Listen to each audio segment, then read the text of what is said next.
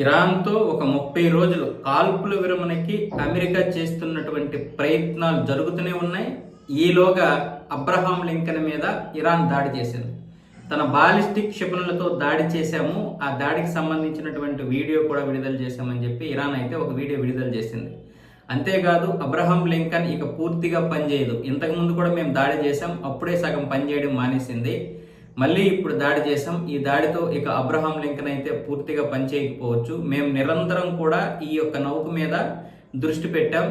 దీనికి సంబంధించినటువంటి ప్రతి సమాచారం మాకు అందుతూనే ఉంది అన్న విధంగా మాట్లాడింది ఇరాన్. అంటే రష్యా దీనికి సంబంధించినటువంటి నిఘా సమాచారం ఇస్తుంది, మా నిఘా నీడలోనే ఉంది అని చెప్పడంతో రష్యా ఇంతకుముందు కూడా చెప్పింది, మేము ఇస్తున్నాం ఇరాన్కి నిఘా సమాచారం అయితే ఇస్తున్నాం అన్న విధంగానే రష్యా కూడా తనను తాను సమర్థించుకుంది. ఎందుకంటే అమెరికా కూడా ఉక్రెయిన్కి ఇస్తుంది కాబట్టి. సో ఇలాంటి నేపథ్యంలో ఇప్పుడు అబ్రహాం లింకన్ మీద దాడి అనేది మళ్ళీ అమెరికాకి పెద్ద దెబ్బ. ఎందుకు దెబ్బ అంటే ఇంతకు ముందే అనేక విధాలుగా దాడి చేసి మాకేం చేయలేదు, అలాంటిది ఏం జరగలేదని అమెరికా చెప్పుకుంది. ఇప్పుడేం డైరెక్ట్గా ఇరాన్ ఏం చేసింది, వీడియోని విడుదల చేసింది.